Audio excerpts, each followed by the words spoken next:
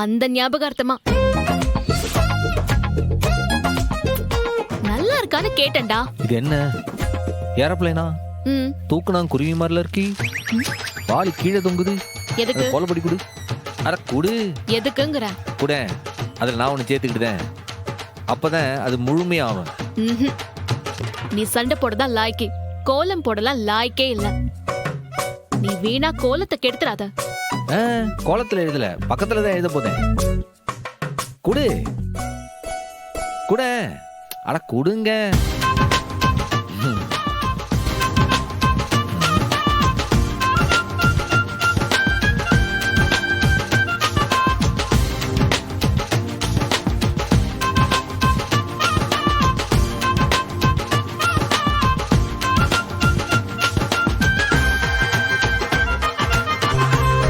தெரிந்தும் தெரியாமலும் செய்த தவறுக்கு மன்னிக்கவும். இப்பதான் இந்த கோலமே முழுமை அடைஞ்சிருக்கு.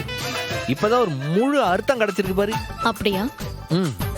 இதுல இன்னும் கொஞ்சம் எழுதணும். குடு. இல்லை, இதுக்கப்புறம் எதுக்கு எழுதிட்டு மன்னிச்சிட்டேன்னு வார்த்தையிலே சொன்னா பத்தாதா? மன்னிப்புக்கு ஒரு லைன் பத்தாதா? நீ அங்க போய் நில்லு. Wait and see.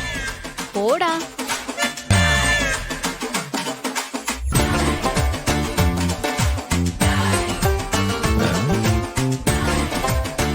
இப்ப கரெக்டா இருக்கு. இதுதான் சரி.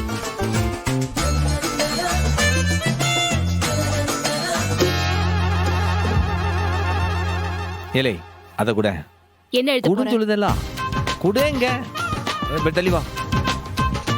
அப்பா, நான் கிளம்புதேன்பா. டேய், வீரா வராடா. ஐயோ ஐயோ.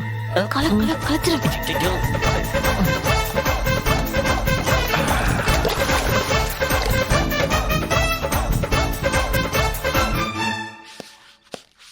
அண்ணே, நான் கிளம்புது என்ன? ஏண்டி, இன்னைக்கும் சாப்பிடலையா?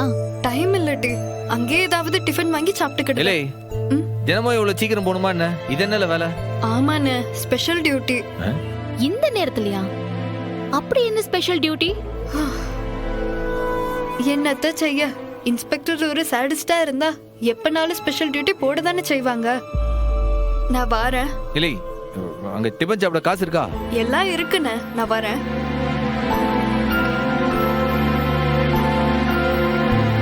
ஏம்ல இவ ஏதோ சொல்லுதால, அது ஸ்டாடிஸ்ட் அப்படின்ட்டு என்ன? உன்ன மாதிரின்னு அர்த்தம். அழகா போட்ட கோலத்தை கெடுத்துட்டல்ல, அதான்.